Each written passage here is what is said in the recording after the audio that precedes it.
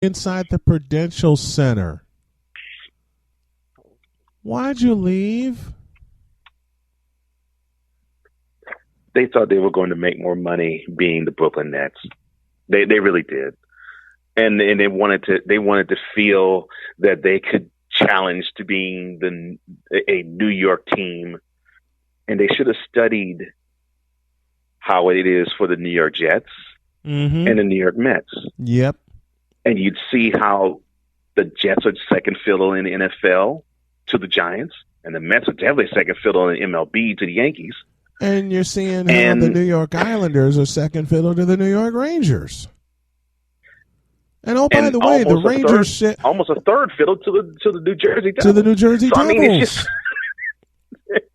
it's just. I really would have wished that the Nets had really studied a little harder than they did. It was a rushed move. Yeah. It was a rushed move because Jay-Z and the Russian put their money on the table. And Prokhorov, Governor Christie had to act fast, and he didn't. Yeah. And he didn't. How about the Veterans Coliseum in Phoenix, Arizona? Oh man. How about that? When I always loved whenever the Rockets played in Phoenix, and I would look on the court, and I'm like, why is it that they wrote the full name of the arena on the court? But I loved it. It was the identity. And then when they, of course, they moved to America West Arena, I was like, the arena's nice. It's cool. It's not the Madhouse on McDowell. Right. It seems to have no personality. The arena that I remember did, and I loved it. And I actually loved the Suns for it. It was like, oh, it's kind of cool. It's different. The logo at the center of the court, the sunburst. They're slowly trying to get back to that, and it ain't working. Yeah, it is. Yeah. And they've been trying to do that for, 15 years? 15 years, and it ain't working. If they haven't figured it out, they are not working. And I just got a wide eye from my executive producer. I've ran past the break. So you know what I have to do. Cole Johnson joining me here to talk some old school NBA. Bring it back, y'all. Will it please? I love you, my brother. Thanks for the time. Yeah, I love you too, man. And whenever you want to chop it up, please do. Done. Absolutely done. Okay, I'm going to get yelled at, so I better take a break. Back in a flash.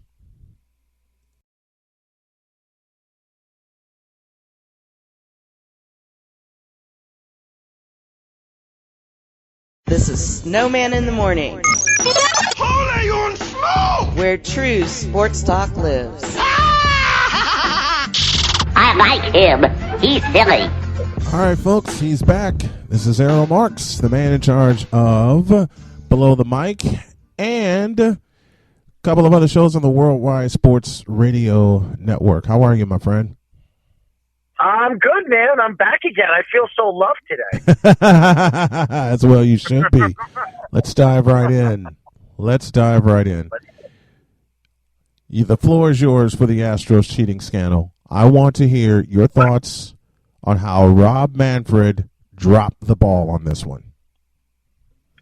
It's interesting because I thought Rob Manfred is one of the best commissioners in professional sports until this particular situation. You look at the Astros as a whole, as an organization. They have been a good team for the last 4 years. Just imagine how many years they've been cheating. This has not been going on 1 year in 2017. This has been going on since 2016.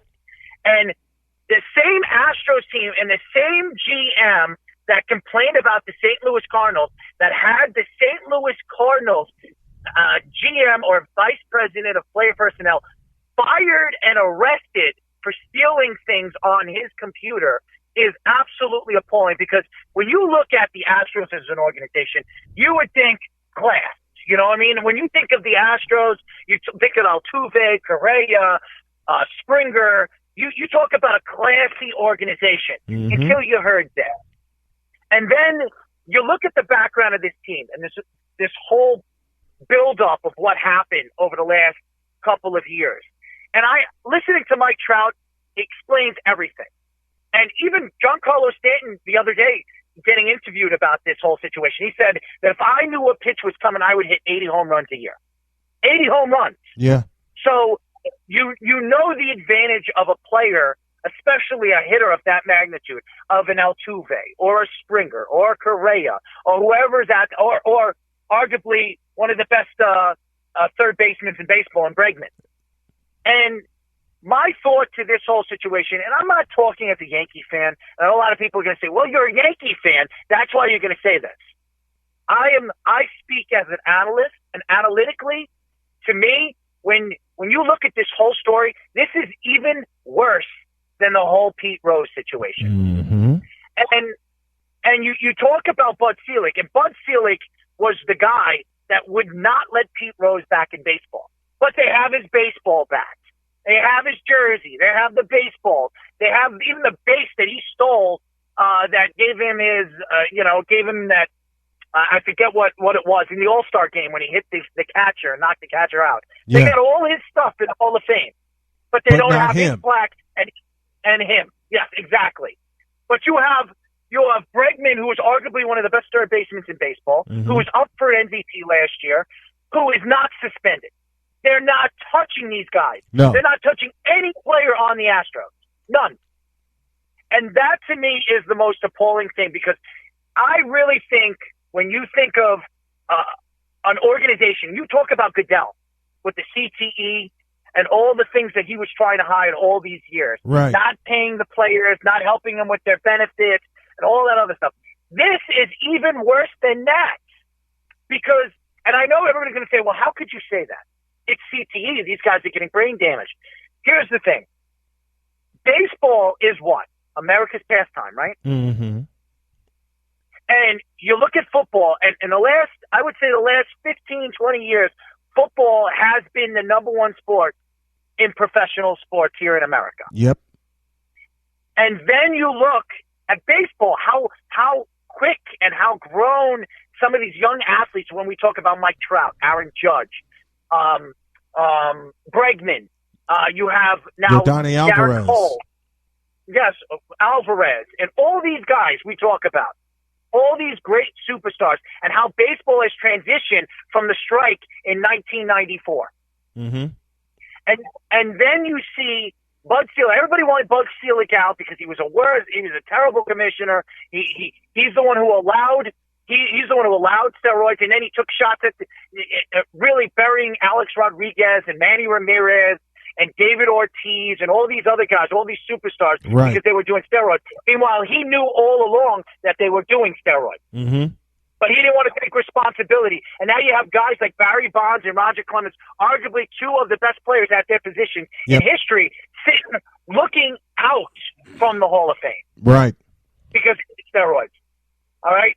To me, it's appalling when Rob Manfred goes up there and he speaks about baseball and fans, that they should not say anything, that he did the right thing, and he thinks that he's doing the right thing for baseball, and he's helping the integrity of the game. How are you helping the integrity of the game? I don't understand what he's trying to say. And you want to know something? It's funny because the players now, remember, baseball, the CBA is going to be up in a year. Yeah. The CBA is up in a year. And what is going to happen in a year from now? What's going to happen now is the players are going to look at this whole big picture with the whole Astros scandal and say, could we trust this commissioner? Could we trust the owners of the league and agree to terms with them, knowing that they agree with Rob Manfred, or they're letting Rob Manfred get away with this? Who pays the commissioner? The owners do. Who pays the commissioner? The owners do. And the fact that the owners are sitting back and letting the commissioner of baseball say, well, I'm just trying to help the integrity of the game. I did what was right. I fired the coaches. I'm the one who fired the GM. Well, he didn't fire, but he's the one who suspended the GM. He suspended the coach. And then he comes back and he says, well, what do you want me to do? What do you want me to do to the players? How could we suspend the players? What could we do? Here's what you could do. You can, and I said this on your last show. Yes. I would take their 5 best players and sit them out for 30 or 40 games. Mm-hmm. And what does it do? What does that do? It puts them in the same hole the other teams were when they were cheating. Okay? Yes. They've been cheating for years. How many times, how many teams, how many seasons did they screw out teams from making the playoffs? Just think about it. Yeah. How many teams were screwed out of the playoffs because of the Houston Astros? And that to me is the most devastating thing as a player. And I'm not even a major league player. If I were to sit back right now, and I'm not even talking about Aaron Judge being screwed out of an MVP because he was. Altuve should not have. Right now, Altuve and the MVP should be going to Aaron Judge. They should strip the MVP from Altuve and give it to Aaron Judge because he should have won the MVP that year.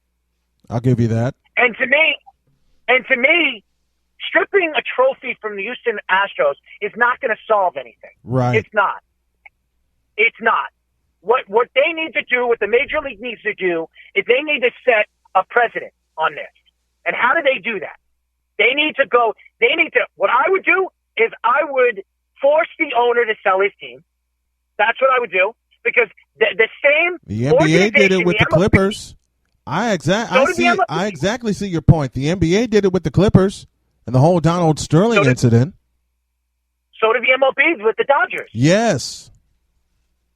So if they did it to those teams, why can't they do it to the Astros? How about what they did to George Steinbrenner when he was caught doing what he did in the 70s? What did they do? He had to stay away from baseball for 2 years. Mm-hmm. He couldn't be a part of the organization for 2 years. This is worse than that.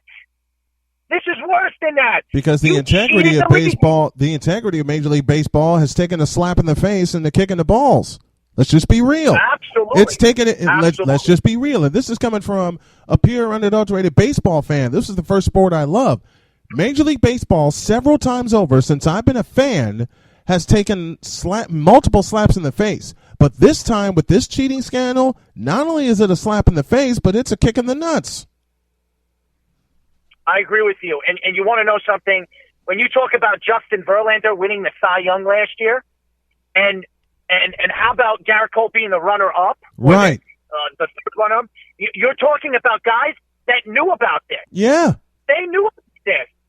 So they should strip every single award that the Houston Astros have won in the last 4 seasons. Strip it all. Cy Youngs, MVPs. You cannot take a trophy away from a team that won a championship even though they cheated. So that's the only thing I would leave with them. Yeah. But put an asterisk on it. Mm-hmm. Put an asterisk on the year that they won the championship. They want to put an asterisk to Barry Bonds. They want to put an asterisk to Barry Bonds. They want to put an asterisk to who am I thinking of? Roger Clemens. They want to put asterisks to players, but they don't do it to teams. Why? Mm-hmm. This is the perfect time and example for them to do it to a team. I agree with you, and to me, it's not only hurting the integrity of the game; it's hurting these young fans. When you look at the way sports is growing right now worldwide with the NBA and the NFL, and even the NHL right now is growing astronomically right now as far as numbers are concerned. So, and then you look at baseball, and baseball was the second leading sport in America. Now you have to look at it as a young fan. Do I even want to watch the sport if Rob Manfred is not even going to put the hammer down on the Astros, on the team that cheated, on a team that cheated, and the evidence has come out and shows that they cheated. I like your punishment idea. Take the top 4 or 5 players away for 40 games and see how and see how they do. Okay, I like that suspension idea. To a lot of people, it would think they would level it would level the playing field, but at the same time, I'd do it for a year. You want to talk about a level playing? You want to talk about a level playing field? Take a couple of them away for a year. Take a couple more away for the next year. Yeah, they've stripped away. They've taken $5 million away from them. They've taken draft picks away from them. But at the same time, the Astros can make a move to acquire some draft picks. I don't think they're going to be that good this year, but I have been wrong before, and I have a feeling I'll be wrong again when it comes to certain teams. And we're going to talk about certain teams, coming down the line as we head toward the 2020 baseball season. Here's an argument that I've heard, and you and I spoke about the last time I had you on with me. What about people saying, well, the cheating must not have meant much because the Washington Nationals beat them, and they beat them in their house? I'm going to add that piece. Let me get your thoughts on that. Well, it's pretty simple. Pitching wins championships. Mm-hmm. You know why? You know why the Nationals beat the Houston Astros? They had the best pitching staff.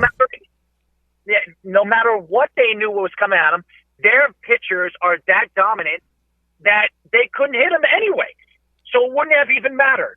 To me, baseball is a pitching sport. Yes. If you have the best pitching staff, you have the best chance of winning, especially in the playoffs. Right. When you narrow down the talent. And when you look at the whole picture right now with the Nationals, mm-hmm. the Nationals just to me it's the most impressive championship any of the teams have won this year was the Nationals, because the Nationals were not expected to win. They were not expected to get in the. They were not even expected to get in the playoffs, even with Strasburg, even with Scherzer, even with Patrick Corbin, Daniel Hudson, their closer, who was a dominant closer, by the way. They weren't even expected to get in the playoffs. They basically backed their way into the playoffs, and they had to get an eighth-inning single from Juan Soto that cleared the bases, plus an error on Milwaukee, to get them into a position where they can compete for a World Series, and that's getting to the Division Series. But what people don't realize, since Game 5 of that Division Series, when the Dodger offense was shut down and Howie Kendrick rescued the Nationals with a grand slam in the 10th inning, the most dominant pitching staff didn't belong to Houston. It belonged to Washington. Mm-hmm. And you know what? When you look at the World Series and you watch the Nationals hoist the championship and just really the excitement of the Washington Nationals, because this is an organization that never won a championship, never won a title, and they were talking about firing their manager early in the season because they were playing crap baseball. Yeah, they were 19. They were 19-31, and they were calling for Dave Martinez's head. Now he took that and used it as motivation. #finish the fight. And I love Dave Martinez's comments. I have a clip of it somewhere. I'll play it later in the show. I love when Dave Martinez said on Houston's field, we stayed in the I put the quote in front of it. Quote, we stayed in the fight. We won the fight. Close quote. And they sure did. And that pitching staff got him there. And they didn't cheat either. No. And that to me is the most impressive thing out of all of it. They didn't do anything. They didn't cheat. They were cheated on. Let me tell you that. They were cheated on, and even with them cheating, they still couldn't beat the Nationals. And they lost 4 times. This is the funny part about the Houston Astros. They lost 4 times to Washington, wait for it, in their own house. And to me, what we have seen and what we and that's the greatest part of all. They were cheating in their house and only in their house, and they barely lost in the playoffs at home. The Astros. Yeah. Until they played the Nationals. Absolutely. And to me, that was the most impressive thing. And everybody says, well, if the Nationals could do it, why couldn't the Yankees do it? Why couldn't the Dodgers do it? Well, they didn't have the pitching. They didn't have the pitching. I said this a couple weeks ago on the show. They did I'm so sick of Dodgers fans saying, well, we should have won. You got your ass kicked in your house by Washington because they had something you haven't had for years. It's called pitching. Mm-hmm. You're right. And to me, when you look at the whole big picture with the Houston Astros, it's really despicable. And I'm sorry. This is just as bad as the steroid scandal. Yep. This is just as bad as betting on baseball. Yep. Because you're cheating on baseball. You're not betting. Pete Rose didn't bet against his team. He bet for his team to beat the other team. Mm-hmm. Okay, so he wasn't planning to lose that game. Right. Okay. Right. So they cheated on baseball. They cheated many different teams, not just the teams that were in the playoffs. Mm-hmm. They cheated teams that didn't make the playoffs. Right. Because how do we know what the Astros' record could have been if they didn't cheat? Right. They've been cheating the whole season. We don't know what their record could have been. We don't know if they would have even made the playoffs. Mm-hmm. So they probably would have finished. They probably would have finished behind the Oakland A's, who were fast, who were coming on strong to absolutely try to take that top spot in the American League West. Who knows how many wins? And you just made a great point, and I love that. Who knows if the Astros would have won 107 games if they didn't cheat? They wouldn't have. Who knows how many games they would have won? I should have phrased it that way. I apologize. Who knows how many games they would have won? I'm willing to even bet you that this year Altuve's batting average is going to go down at least 0.20%. I bet you Bregman's numbers are going to go down. The only person that I think his numbers will stay the same as George Springer. Springer. He is the only one that I think, no matter what happens, his numbers will still stay almost identical to what they were last year. And the I'm year willing before, to bet Correa's numbers are going to fall below the Mendoza line. I'm willing to make that bet because since 2015 against the Royals, when he kicked that double play ball that should have finished the 8th inning against the Royals in the division series and given Houston that series win. I don't count 2017 now, knowing what I know. Correa's been awful. He's been flat out awful. Terrible. Absolutely terrible. Horrendous. When they were talking about him being the next A-Rod. To me, when he was drafted, everybody, this is a guy that was, the number one pick in the draft? Yes. And everybody was saying that this guy was going to be the next big superstar at the shortstop position. Him and Altuve are going to dominate the middle infield in baseball for the next 10 years. And to me, I would put an asterisk on Altuve's numbers, Bregman's numbers, and Correa's numbers.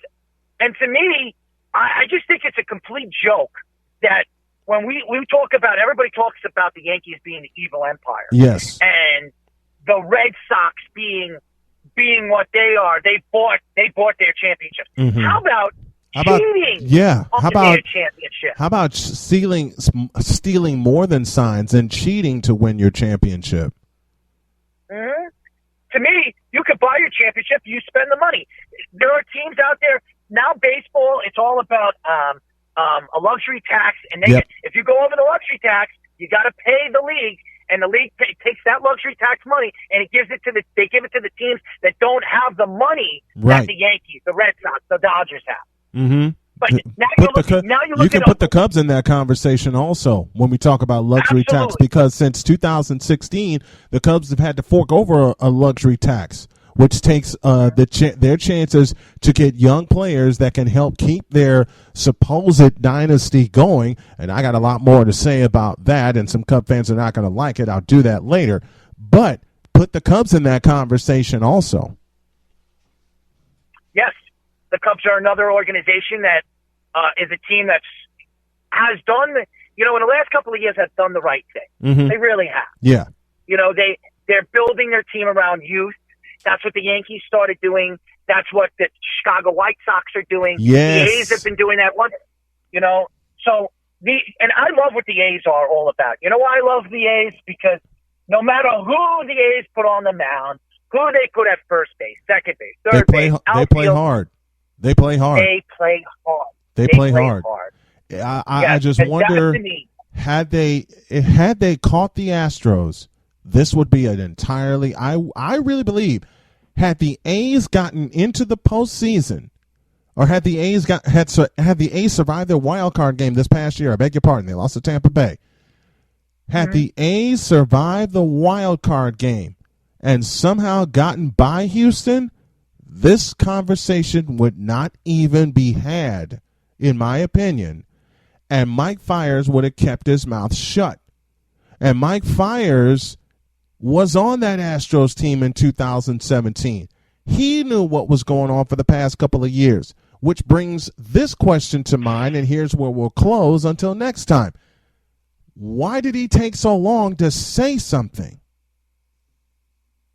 It's a good question. And here's the thing. How long has baseball known about this? Right. That's the question. So I think baseball has known this for years, and they haven't done anything because no harm, no foul. That's the way they look at it. And to a point, with Manfred dropping the ball, they still haven't done anything. I agree with you. To me, it's a joke right now. Rob Manfred should be ashamed of himself because he's got an outcry of players. Your best player, Mike Trout, coming out and saying what he said about baseball. LeBron James speaking up about baseball right now, that he's got to do something. There are other players, other sports speaking up for what the Astros did. And Manfred's not going to do a thing. Come on, let's be real. Manfred's not going to do a thing. And I will tell you a theory that one of my good buddies, Cole Johnson, a friend of the show, and I'm going to have him on a little later. Here's my theory, and here's his theory, and a couple of others have expressed this to me as well. You know why they're not going to suspend any of the players? 2 reasons. 1, it'll hurt the players' bottom line, and 2, in Manfred's mind, not mine, but Manfred's mind, it'll hurt baseball's bottom line if we don't see them suspended. And it's to a point now where there's an over-under of how many Astros players are going to get beamed this year. As an astute baseball mind like you, I know you caught that. Oh, I know, and I'll tell you this. By the way, I want to apologize to the fans. I'm in a car wash, but I am an Errol in the car wash. The E-Train in the car wash. The E-Train in the car wash. Gotta love it. But I will tell you this.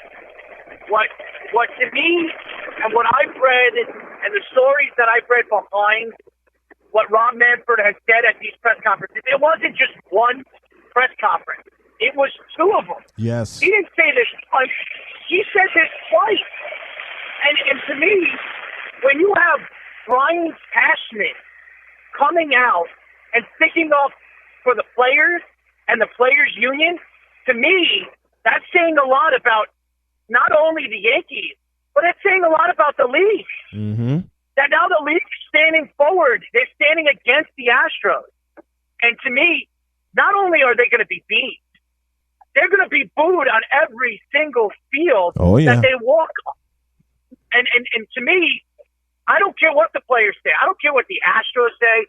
I don't care what the players that are not even playing in the major leagues right now, like LeBron James is saying. To me, this is a disgrace to professional sport because these players are making millions upon millions upon millions of dollars. And to cheat the fans and really cheat the younger athlete that is trying to get into professional sport in AAA and AA, it's appalling. It's an absolute appalling situation. Do you know how much AAA players are making? Not as much as major league. Not as much as bench players are making it in majors.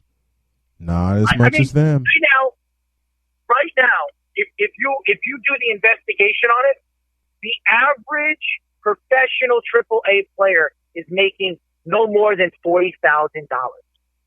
$40,000 a year. These are guys that might never step foot on a Major League Baseball field for their career. And then they have these guys that are all talented in the world trying to find ways to cheat, to be better, to win awards, to be better than the better teams in the league. When everybody compares the Astros to the Yankees and the Red Sox, and I'll tell you this right now, the Red Sox cheated too.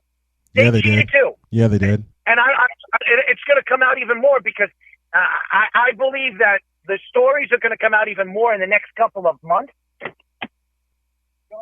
The next couple of months that the Red Sox were cheating as well. And the Red Sox are going to get zapped just as hard, if not harder. And think about this, and we're coming up on a break here. Think about this, and I'll leave you with this thought. Think about this. The Red Sox are going to get zapped. They're going to get zapped harder, and this is coming right up on the 2020 Major League Baseball season. And if you want to throw it back to Rob Manfred, he's getting a big fat curveball to smack out of the yard. My question is, will he take it or will he swing for the downs with the Red Sox? I think in the long run, the way baseball is pushing this and the way the fans are pushing this, I think eventually Commissioner Manfred is probably going to step down for as the commissioner of the league. Yeah. Because this is now tallying not only through Major League Baseball. This is tallying through all the professional leagues. You have soccer players from overseas talking about this. You have NFL players talking about this. NBA players talking about it. Heck, even NHL players talking about this right now. And to me, if Manfred isn't going to do anything about it, well, guess what? The fans will. The fans will.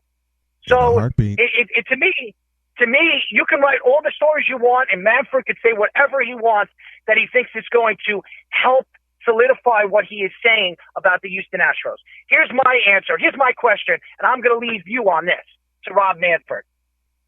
If the ball was changed, if the roles were changed, and you were the owner of the Houston Astros, okay? How about this? If you were the owner of the New York Yankees, would you allow the commissioner to sit back and say what he has said on national TV and completely bring down the growth of the sport of Major League Baseball?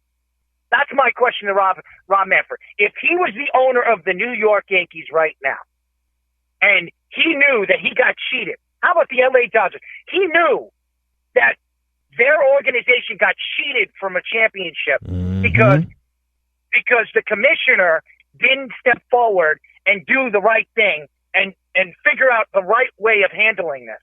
Would you be happy as an owner of an organization knowing that your team got screwed? No. That's my question to Rob Manfred. I know I wouldn't be happy. That's the E-Train. Errol Marks joining me here to talk Astros scandal. And now we return you to your regularly scheduled baseball season, and I'm going to have this man on. We're going to do some predictions. We're going to look at all the teams, and I will say right now, and not because I'm a native Southsider, watch the Chicago White Sox this season. We'll get into that in a couple of weeks' time. Thanks a lot, my friend. Appreciate it. I agree with you. I agree with you. On that one. Watch the Southsiders, baby. Watch the Southsiders. These young kids can play. They've got 3 young players right now that are going to be superstars in the league. 3. And one is coming back. And one is coming back from Tommy John surgery. Thanks a lot, my friend. Appreciate it. Awesome. Thank you. Man, I will tell y'all right now, watch the Chicago White Sox. They're going to be dangerous. They are going to be dangerous. Dr. K has been telling me for a couple of minutes that we're due for a break. We're going to take one right now, and I'll be back in a little bit. Back in a flash.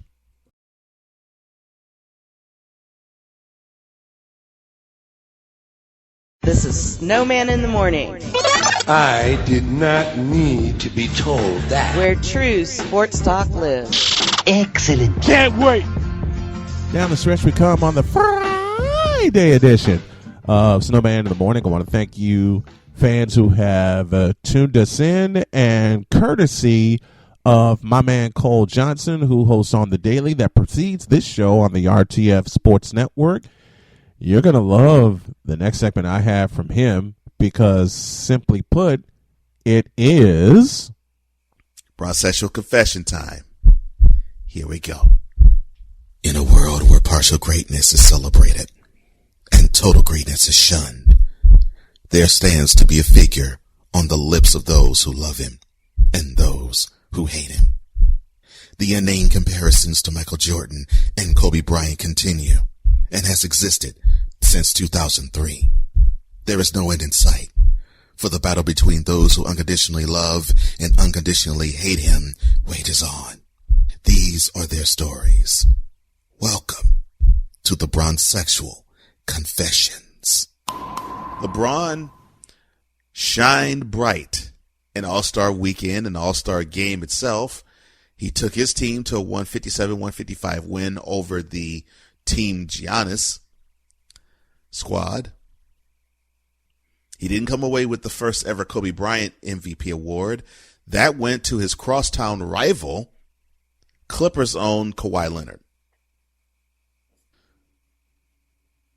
That out the way. There was an interesting story published in The Athletic about LeBron James's eating habits, courtesy of the center for the Cavaliers, Tristan Thompson. So he wanted to provide some insight as to how LeBron James is like off the court. And he talked about his eating habits, and he went on to describe it as this way. Quote, he has the worst freaking diet ever. Ask him what he eats for breakfast. He has like 5 French toasts, drowns it in syrup with strawberries and bananas. Then he has like 4 egg omelet, and then he goes and freaking dunks on everybody. It doesn't make sense. He eats desserts with every meal. He'll come with his 1-week diet vegan crap, but he literally eats it like it doesn't make sense. He's really a specimen. He eats like crap. I remember one year I tried to eat like he ate, and it just didn't work out. I started to gain weight, and I said, forget this. I mean, if it works for him, it works for him. He loves sweets. He loves sweets.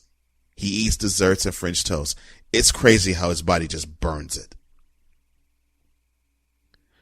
Close quote. Son, Tristan, it's better that he eats French toast than the diet that you eat, which is nothing more than illicit vaginas. Forget focusing on your ex-teammate. Focus on the fact that you're taller than how many rebounds you have gotten in your entire career. Let's focus on that. Oh, I'm sorry. This is LeBron territory. Let's steer off of talking about another player. So, of course, we had this scandal in Major League Baseball. I don't know if you've heard it. Yes, Astros scum, Astros bad, yes, all that type of crap.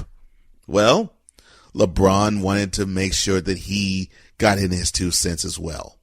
So he took to Twitter, like the President of the United States does, and he went ham on Major League Baseball, and in particular, the Commissioner, Rob Manfred. Quote, listen, I know I don't play baseball, but I am in sports. And I know if someone cheated me out of winning the title and I found out about it, I'd be freaking irate. I mean, like uncontrollable about what I would and could do. Listen here, baseball commissioner. Listen to your players speaking today about how disgusted, mad, hurt, broken, etc., about this. Literally, the baseball emoji, is in your court, or should I say field, and you need to fix this for the sake of sports. Hashtag, just my thoughts coming from a sports junkie regarding my own sports play. Close quote. Now, I can hear my man Brian Snow now talk about the stimulus package that LeBron himself received 4 years prior. And he, to this day, will talk about how he felt the 2016 Warriors was cheated out of a world championship. And LeBron doesn't talk ill about that or doesn't talk against that. There, Brian, I did your job on that. But I digress. And I kid as well. So let me quickly touch on this. This is why I say basically baseball, that you have a spotlight on you that you haven't had in a long time. You're having people who are outside the sport, people who have a bigger reach than any of your baseball players do. And they're talking about this. This is the time where you have to put your best foot forward. And if you can do that right now, you have LeBron James calling you out. You got to shine now.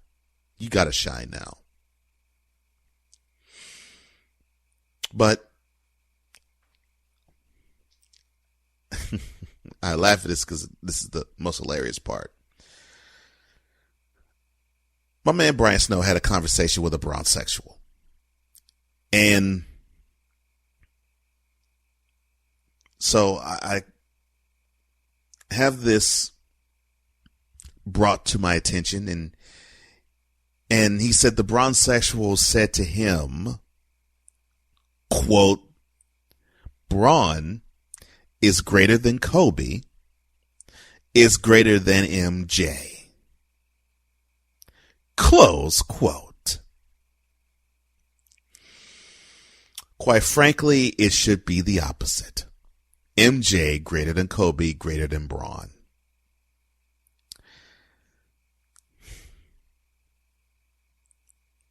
You should be ashamed of yourself in saying something so blasphemous. However, I had a conversation with a bronsexual, and this is how sick, how insidious this disease is. So it was a post on Facebook, and it was a picture. But the picture was not of LeBron, and it was not of a Laker. No, it was a picture of former Pistons guard Reggie Jackson, who now has been picked up by the Clippers. Well, this bronsexual said the following. Quote, why is everybody so Hades bent on stopping LeBron from winning championships? Golden State couldn't beat him and had to enlist the services of KD. Now the Clippers are trying to, I do love this, the spelling of trying to, Tryina. Now the Clippers are trying to stack the decks against him. The Knicks didn't add Mitch Richmond. The Jazz didn't add Shaq. The Supersonics didn't add Kendall Gill. This is why Bron's the GOAT. Close quote. Nah, son. And there's also news of the fact that LeBron James is going to give 200 free scholarships to students who are going to attend Kent State. My response to that, quote, LeBron, a great philanthropist off the court, he ain't never gonna be the GOAT on it. Close quote. Look, bronsexual, this is the disease that's insidious, and I actually studied on parasitical behavior. Loving on LeBron seems to be like a parasite just enters into you. It's as if reason and rationale leaves your body. Quit leaving rationale off of your conversations. a guy is picking a team up so they can win, period. They want to improve their team. Reggie Jackson got picked up by the Clippers because they want to improve their team. They aren't giving a crap about LeBron. And as a matter of fact, the defending champ is not LeBron. As another matter of fact, LeBron didn't even make the playoffs last year. You remember he activated playoff mode around not quite this time last year, but like February 27th or 28th. And you remember 1 month later, they shut him down because the playoff activation mode had them going home early. The Raptors are the defending world champs. Now, if you were to say that, then I'd say, okay, you might have a shot. That might make some sense. I could see how, okay, this move might be to counter something that the Raptors have done because they should be the measuring stick. Not a team that has failed to make the playoffs in the last 7 years. The last year with LeBron. So, stop with these insane and inane comparisons. The fact that you want a guy who you compare him and you say that he's better than someone like a Jordan, where you have one guy who has won 6 championships and you have one guy who's lost 6 of them. Yet you call the guy who has lost 6 championships greater. And I'll continue to say this till the cow comes home. One guy has 6 times to romance a woman, and one guy has 9. So the woman walks out of the hotel room happy all 6 times. Meanwhile, the woman who had 9 times with this guy only walks away from that hotel room happy 3. Who do you think people want more? The one who closes the deal 6 times or the one who only closes the deal 3? And you can say that I'll even give you this year. One who closes the deal 6 times or the one who closes the deal 4? Stop being petty with your comparisons. If you're going to throw rings at me, it's not even that anymore. It's just the fact that people just simply look at one person and say, that's it. You don't take the totality of it all and view all of what is to be compared. Because unlike most people who will give him top 5, I barely give LeBron top 10 all time. And I stand on that. And that's not hate. That's not love either. That's just fact. And you can take that and do what you will with it. But having a picture of a man, another player that has nothing to do with LeBron, but you tie him in with LeBron, it just shows how sick you bronzesexuals are. Unreal. In a world where contradiction and hypocrisy exist, lies the truth to set us all free. Here is where we all get enlightened. This has been yet another installment of The Bronzesexual Confessions.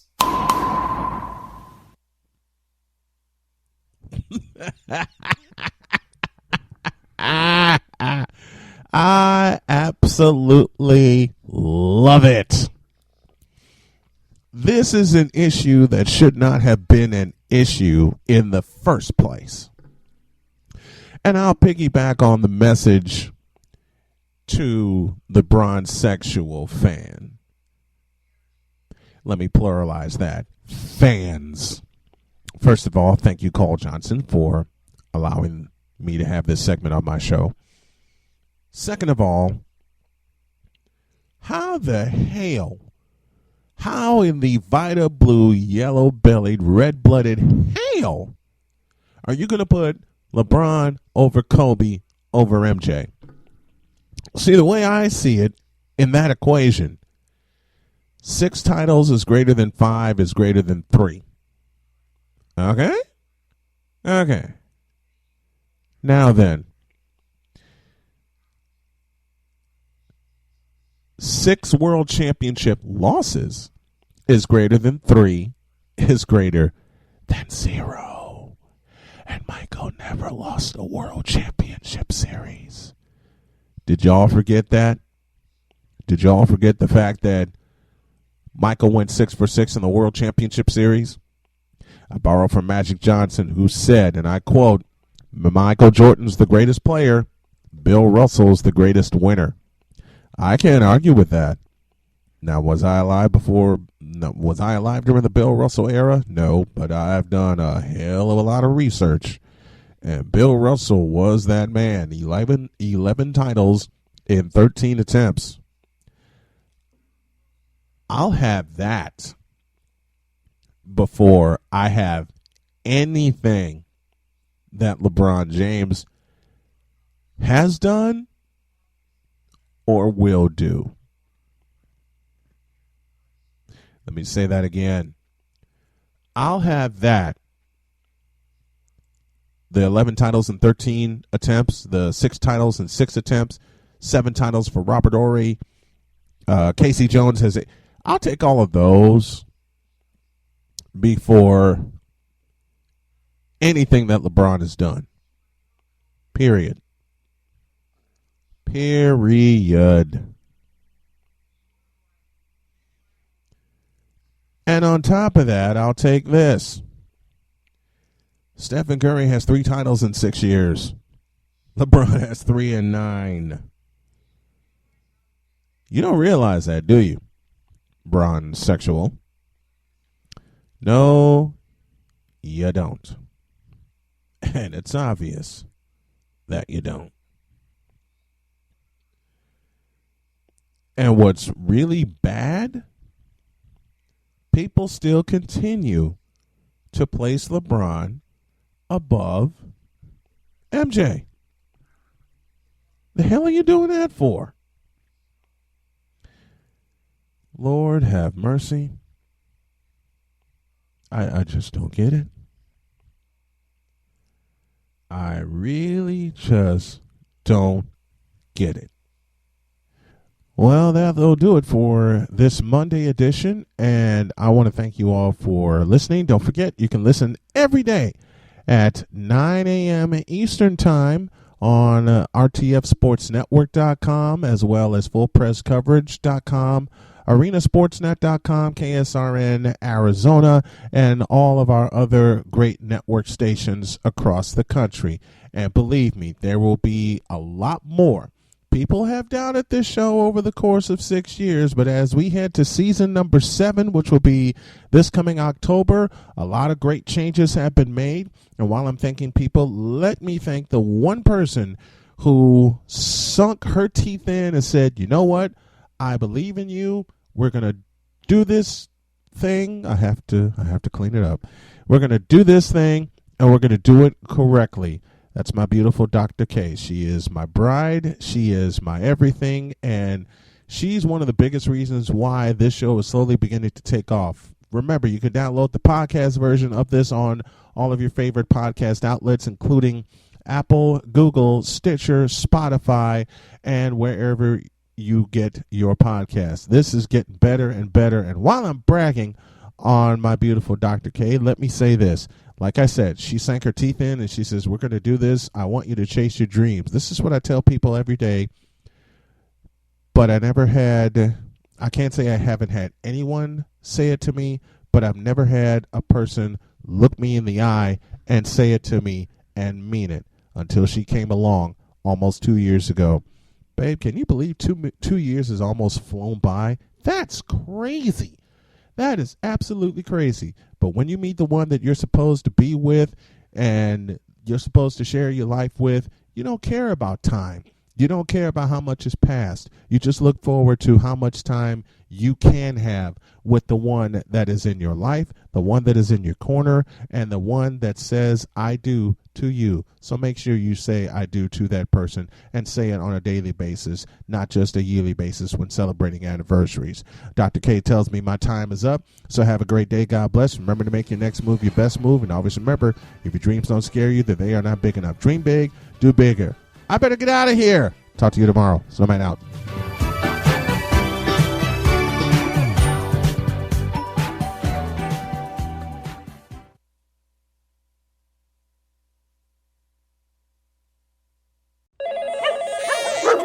Five-Hour Energy helps you get through your crazy on-the-go life.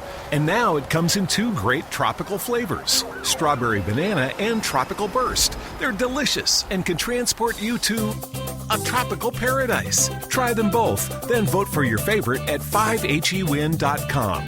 You could be on the go to someplace you actually want to go. Offer ends 7/31/20. Terms apply. See www.5hewin.com for details.